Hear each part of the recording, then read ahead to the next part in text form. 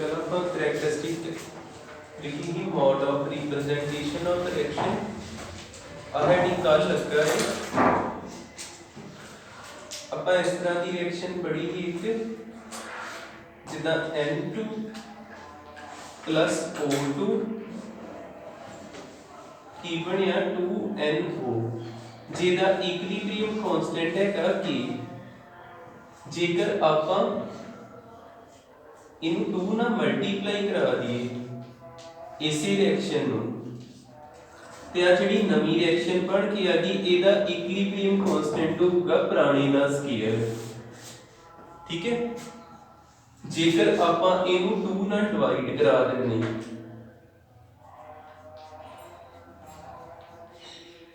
जिहड़ी पहली रिएक्शन ਉਹਨੂੰ 2 ਨਾਲ डिवाइड करा देने इस तरह लिख दी कि साडा इक्विलिब्रियम कांस्टेंट पावर दे विच 1/2 आ जाना है जे 2 ਨਾਲ मल्टीप्लाई कीता ते पावर च 2 चल गया डिवाइड कराता ते पावर च 1/2 आ जाना 3 ਨਾਲ डिवाइड करोगे 1/3 आ जाना उसे तरीके नाल मैं नोट दे अंदर आज शायद नहीं लिखिया होवे नोट दे अंदर कुछ दस देना जिद्दां A तो बनया B ते कोई ना कोई इक्विलिब्रियम कांस्टेंट या K1 C तो बनया D कोई ना कोई इक्विलिब्रियम कांस्टेंट या K2 दोनों ਨੂੰ ऐड ਕੀਤਾ A ਦੇ ਵਿੱਚ ਕੌਣ ਐਡ ਹੋ ਗਿਆ C ਐਡ ਹੋ ਗਿਆ ਤੇ B ਦੇ ਵਿੱਚ D ਐਡ ਹੋ ਗਿਆ ਤੇ ਜਿਹੜਾ ਨਵਾਂ K ਆਉਣਾ ਉਹ ਪਹਿਲੇ ਦੋਨਾਂ ਦਾ ਮਲਟੀਪਲਾਈ ਕਰਕੇ ਆਉਣਾ ਇੱਥੇ ਐਡ ਕੀਤੇ ਤੇ K1 K2 ਮਲਟੀਪਲਾਈ ਕਰਨਾ ਠੀਕ ਹੈ ਤੇ ਜੇ ਇਦਾਂ ਹੁੰਦਾ A तो बनता B C तो बनता D ਇਹਦਾ ਇਕੁਇਲਿਬਰੀਅਮ ਕਾਂਸਟੈਂਟ K1 ਇਹਦਾ K2 ਮੰਨ ਲਓ ਆਪਾਂ ਸਬਟ੍ਰੈਕਟ ਕਰਾਉਣੇ A ਚੋਂ C ਕਰਾ ਦਿੰਨੇ ਤੇ B ਚੋਂ D ਕਰਾ ਦਿੰਨੇ ਜਦੋਂ ਸਬਟ੍ਰੈਕਟ ਕਰਾਉਣਾ ਨਵਾਂ K ਆਉਣਾ ਜੀ K1 ਤੇ K2 ਦੀ ਡਿਵੀਜ਼ਨ ਜਦੋਂ ਐਡ ਕਰਾਉਣਾ ਮਲਟੀਪਲੀਕੇਸ਼ਨ ਸਬਟ੍ਰੈਕਟ ਕਰਾਉਣਾ ਤੇ ਡਿਵੀਜ਼ਨ हो गया क्लियर ठीक है जिदा अपने कोल कोई रिएक्शन हो गई क्वेश्चन नहीं करके देखी आपा H2 plus I2 की बनया 2HI इस रिएक्शन का इक्विलिब्रियम कांस्टेंट दिता 49 ने की बनया ते सानू उन्होंने किया जिदा इदा लिखिया HI 1/2 H2 1/2 I2 ते ਇਹਦਾ K ਲੱਭਣਾ ਜੀ ਨਵਾਂ K ਇਹ ਚੀਜ਼ ਪਤਾ ਕਰਨੀ ਤੇ ਜੋ ਮੈਂ ਤੁਹਾਨੂੰ ਕੱਲ ਦਾ ਪੜਾਉਣਾ ਪਿਆ ਵਾ ਕਰੈਕਟਰਿਸਟਿਕ ਉਹ ਚੀਜ਼ਾਂ ਅਪਲਾਈ ਕਰਨੀਆਂ ਇਸ ਕੁਐਸਚਨ ਨੂੰ ਧਿਆਨ ਨਾਲ ਵੇਖੋ ਇਸ ਕੁਐਸਚਨ 'ਚ ਦੋ ਕੰਮ ਕੀਤੇ ਗਏ ਇੱਕ ਤੇ ਇਹਨੂੰ ਬਦਲ ਦਿੱਤਾ ਗਿਆ ਬਦਲਿਆ ਕਿੱਦਾਂ ਆ ਚੀਜ਼ ਪਹਿਲੋਂ ਲਿਖਤੀ ਤੇ ਆ ਚੀਜ਼ ਬਾਅਦ ਚ ਲਿਖਤੀ ਤੇ ਦੂਜਾ ਇਹਨੂੰ 2 ਨਾਲ ਡਿਵਾਈਡ ਵੀ ਕਰਾਇਆ ਗਿਆ ਇੱਥੇ ਦੋ ਕੰਮ ਹੋਏ ਆ ਜਦੋਂ ਬਦਲ ਦਿੱਤਾ ਜਾਵੇ ਉਦੋਂ ਕੀ ਹੁੰਦਾ ਜਿਹੜਾ ਨਵਾਂ K ਹੁੰਦਾ ਪੁਰਾਣੀ ਦਾ ਰੈਸੀਪ੍ਰੋਕਲ ਹੁੰਦਾ ਕੱਲ ਵਾਲਾ ਜਿਹੜਾ ਪਹਿਲਾ ਪੁਆਇੰਟ ਸੀ ਜਦੋਂ ਮੋਡ ਆਫ ਰਿਪਰੈਜ਼ੈਂਟੇਸ਼ਨ ਆਪਾਂ ਇਦਾਂ ਕਰਦੇ ਬਦਲ ਦਿੰਨੇ ਆ ਤੇ ਨਵਾਂ K ਪੁਰਾਣੀ ਦਾ ਰੈਸੀਪ੍ਰੋਕਲ ਹੁੰਦਾ ਤੇ ਜਦੋਂ 2 ਨਾਲ ਡਿਵਾਈਡ ਕਰ ਦਿੰਨੇ ਤੇ ਫਿਰ ਨਵੇਂ ਜਿਹੜਾ ਪੁਰਾਣਾ K ਉਹਦਾ ਸਕੁਅਰ ਰੂਟ ਕਰ ਦੇਈਦਾ ਇੱਥੇ ਜਿਹੜਾ ਹੁਣੇ ਕਰਦੇ ਪਏ ਜਦੋਂ 2 ਨਾਲ ਡਿਵਾਈਡ ਕਰ ਦੇਈਦਾ ਤੇ K ਦਾ ਸਕੁਅਰ ਰੂਟ ਵੀ ਹੋ ਜਾਂਦਾ ਤੇ K ਦੀ ਵੈਲਿਊ ਦਿੱਤੀ ਆਪਾਂ ਨੂੰ ਕਿੰਨਾ ਦਿੱਤਾ K 49 ਉਹਦਾ ਸਕੁਅਰ ਰੂਟ ਕਰਤਾ ਕਿੰਨਾ ਆ ਜਾਊਗਾ 7 ਨਵਾਂ K ਆ ਗਿਆ 1/7 ਪਹਿਲਾ K 49 ਹੀ ਜਦੋਂ ਰਿਐਕਸ਼ਨ ਨੂੰ ਇਦਾਂ ਬਦਲ ਦਿੱਤਾ ਗਿਆ ਤੇ ਨਵਾਂ K ਆ ਜਾਊਗਾ 1/7 ਹੋ ਜਾਊਗਾ ਕਲੀਅਰ ਠੀਕ ਹੈ ਇਸ ਤੋਂ ਬਾਅਦ ਆਪਣੀ ਮੇਨ ਕਰੈਕਟਰਿਸਟਿਕ ਥਰਡ ਆਉਣੀ ਟੈਂਪਰੇਚਰ ठीक है इन्हां नूं कंप्लीट कर लो क्वेश्चन ही नाल फिर टेंपरेचर समझियो चचना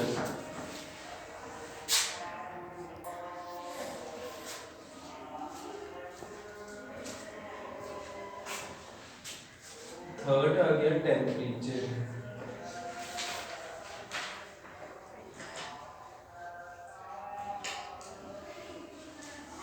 जेड़ा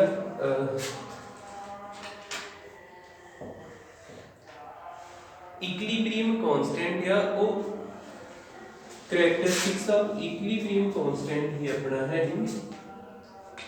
ਕੈਮੀਕਲ ਇਕੁਇਲਿਬ੍ਰੀਅਮ ਕਾਂਸਟੈਂਟ ਵੀ ਆ ਸਕਦਾ।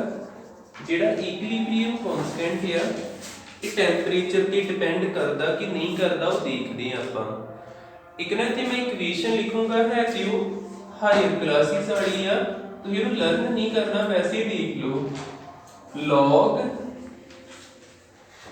K2 by K1 delta H 2.303 R 1 upon T1 1 upon P2। ਇਹਨੂੰ ਅਰਗੇਨੀਅਸ ਇਕੁਏਸ਼ਨ ਕਹੀਦਾ, ਪਲੱਸ 2 ਸਟੈਂਡਰਡ ਚ ਹੁੰਦੀ ਹੈ। ਵੈਸੇ ਆਪਾਂ ਇਹ ਤੋਂ ਆਈਡੀਆ ਲਾਉਣਾ ਕਿ ਆ ਜਿਹੜਾ ਕੀ ਵਾ ਇਹ ਟੈਂਪਰੇਚਰ ਤੇ ਕਿਵੇਂ ਡਿਪੈਂਡ ਕਰਦਾ। ਸਾਨੂੰ ਇਹਨਾਂ ਤੇ ਪਤਾ ਵੀ ਰਿਐਕਸ਼ਨ ਹੁੰਦੀਆਂ ਵਾ ਮੇਨ ਦੋ ਤਰ੍ਹਾਂ ਦੀਆਂ, ਇੱਕ ਹੁੰਦੀ ਐਕਸੋਥਰਮਿਕ ਰਿਐਕਸ਼ਨ, एक्सोथर्मिक रिएक्शन, एक होंगी एंडोथर्मिक रिएक्शन।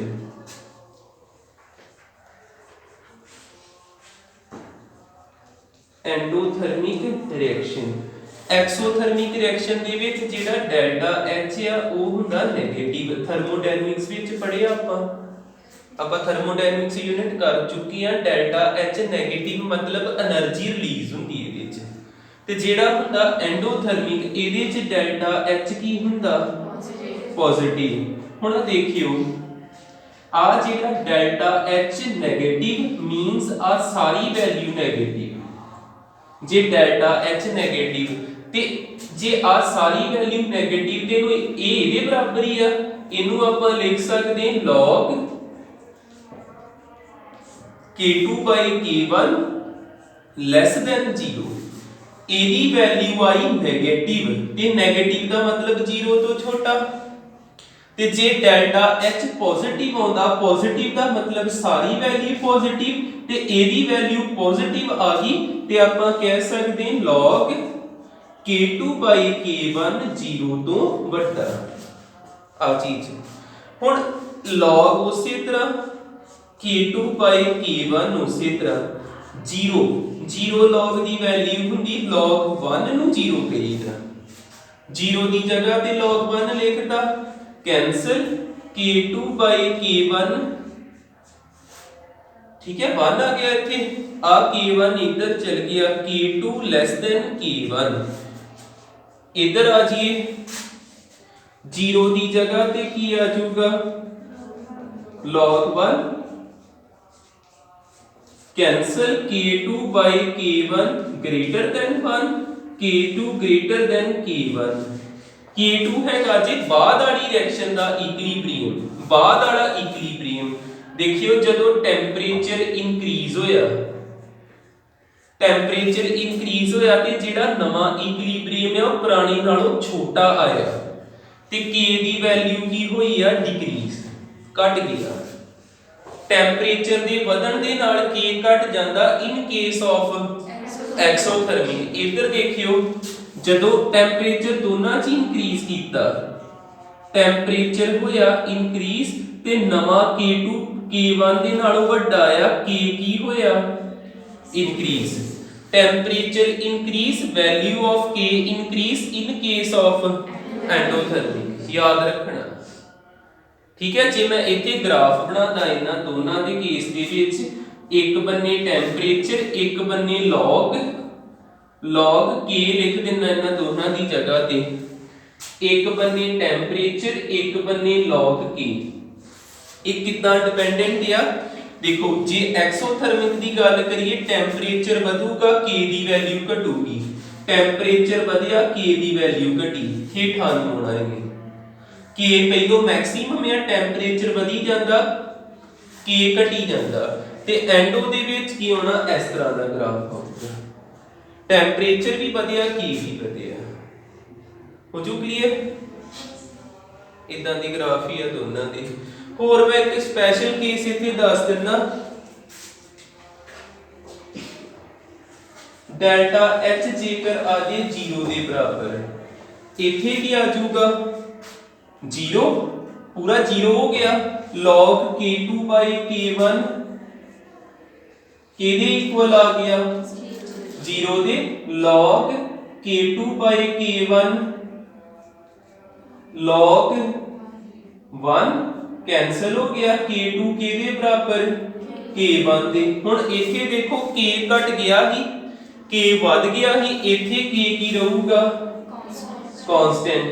भावें टैंपरेचर वध जे भावें टैंपरेचर घट जे, K की वैल्यू ते कोई असर नहीं जेकर डेल्टा H 0 के बराबर है, ना एनर्जी रिलीज होंदी ना अब्सॉर्ब होंदी।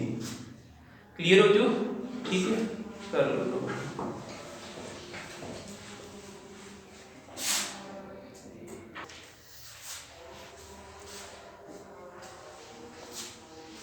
देखियो फर्स्ट न्यूमेरिकल,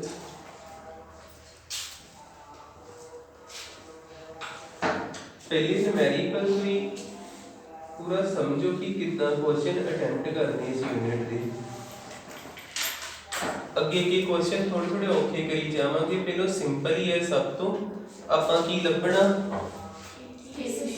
केसी का फार्मूला लिखिए आपां। केसी किहदे बराबर हुंदा कंसंट्रेशन। आ रिएक्शन दित्ती ना सानू, रिएक्शन की दित्ती हाइड्रोजन प्लस आयोडीन ते हाइड्रोजन आयोडाइड बनिया। ते आपां पहलों एदी कंसंट्रेशन लिखी दी HI दी प्रोडक्ट दी, ते ऊपर की पा देना जो स्टोकियोमेट्री हुंदा स्क्वायर पा देना। हेठां की आऊगा H2 ते I2, H2 दी कंसंट्रेशन ते आयोडीन दी कंसंट्रेशन। जदों Kc लभ गया फिर आपां Kp लभना।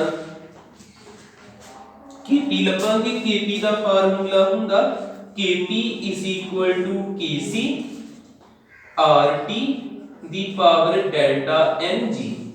ਆਪਾਂ रिलेशन दोनों च ड्राइव कीता है, पर जे ध्यान मारिए क्वेश्चन च किते R नहीं दिता, R दी वैल्यू ते कांस्टेंट हुंदी 0.0821 भरिया करनी जदों लोड होई। फिलहाल ਆਪਾਂ Kc ਲੱਭਦੇ ਹਾਂ। किदां लभीए? सानू इत्थे किहड़ी चीज चाहिदी? कंसंट्रेशन। कंसंट्रेशन ते कंसंट्रेशन किवें बनूगी? इहदा भार कितना दिता? आयोडीन दा 2.54 ग्राम ते HI दा 5.6 ग्राम। इहदे हैगा इन्हां दा given mass. Given mass molar mass कितना होगा? 1 दा 1 ग्राम ते 2 दा आयोडीन 1 दा गिवन है 127 ग्राम ते 2 जाणियां दा 254 ग्राम। इत्थे देखियो H दा किन्ने ग्राम हुंदा? 1 ग्राम ते आयोडीन दा 127 ग्राम। आ 2 दा कोई मतलब नहीं, ठीक है, बैलेंस कर लिया ते टोटल कितना आ गया? ये आ गया साडे कोल मोलर मास। हुण आपां पता करिए नंबर ऑफ मोल। वो किवें पता करीए? दोनों नूं डिवाइड करा के। नंबर ऑफ मोल हुंदे ना given mass by molar mass, इनू डिवाइड कराइए 0.1 आ जाओ, ठीक है ना। फिर इन्हां नूं डिवाइड कराइए कितना आऊगा? 0. क्योंकि अब पूरा कैंसिल हो गया 0.01 आ गया। इन्हां नूं डिवाइड कराइए कितना आऊगा? इहदा डबल है 0.02 आ गया। नंबर ऑफ मोल तो बाद आ गई कंसंट्रेशन। कंसंट्रेशन किवें पता करीदी है? जिदा नंबर ऑफ मोल कड्डे W/m करके, कंसंट्रेशन हुंदी आ N/V करके। वॉल्यूम कितना दिता? फिर आ जिहड़ा N नूं 1 नाल डिवाइड कराता, सेम ही होना आंसर 0.02 नूं ही 1। ये आ गई कंसंट्रेशन। ये कंसंट्रेशन ओदे च भरती है। HI दी कंसंट्रेशन कितनी आई? 0.02 दा स्क्वायर या ते इनू कितनी बार लिख ली आपां? 2 बार। हेठां H2 दी कंसंट्रेशन 0.1 ते I2 दी 0.1 आ गया। फिर इत्थे की होना? आ डेसिमल ते डेसिमल कैंसिल हो गए, ऊपर 2 वा 2 दे हेठां आजू 100 ते 1 एदा जेड़ा पॉइंट नाल 2 ही बचया, एदे पॉइंट दा ऊपर 10 चल गया, 0 ऊपर 4 बचया, 0.1 4 आ गया। ये आ गया जी केसी। केसी कितना आया जी साडे कोल 0.4। ਇਹਦੇ यूनिट ਹੁੰਦੇ मोल पर लीटर, जो कंसंट्रेशन ਦੇ यूनिट है मोल। मैं दसदा यूनिट कितना बनाने। पहली गल 0.4 आ गया। इथे भरीए केसी की जगह पे आरटी हजे उसी तरह डेल्टा एनजी कितना आऊगा। डेल्टा एनजी किवें पता करीदा, एनपी माइनस एनआर प्रोडक्ट वाल वेखो गैसियस दे किन्ने मॉलिक्यूल ने, रिएक्टेंट वाल आ भी एक ते एक 2 जो 2 गया। इथे भरता 0 किसी दी पावर 0 वे 1, ये आ गया 0.4। हुण तुहानू यूनिट बनाने आने चाहिए। यूनिट किवें बनाईदे पहले इधर देखियो केसीएल कितना बनावांगे। कंसंट्रेशन दे यूनिट हुंदे मोल पर लीटर, मोल पर लीटर। इस तरह ऊपर पावर कितनी 2, हेठा मोल पर लीटर ते मोल पर लीटर, मोल पर लीटर दा स्केयर आ चीज आ गई। हुण इन्हां नूं कैंसल करिए ते कुछ भी नहीं बचना, ठीक है ना। आ भी मोल पर लीटर, मोल पर लीटर, मोल पर लीटर कैंसल हो के ते यूनिट कोई भी नहीं आया फिलहाल। ते इधर की आऊगा जे एदा कोई यूनिट नहीं ते केपी दा भी कोई यूनिट नहीं। ओदा मैं ओदा लिखना हुंदा मोल पर लीटर ते दा एटीएम। इथे कोई यूनिट नहीं बनता पिया। जे इथे इदां हुंदा आ ना हुंदा फिर एक यूनिट कट्टे गए मोल पर लीटर, एक बच जाने ते मोल ने ऊपर जाके पर मोल हो जाना ही, पर लीटर ने ऊपर जाके लीटर हो जाना है। अगे हौली हौली पता लगू। फिलहाल केपी केसी इदां कट्टे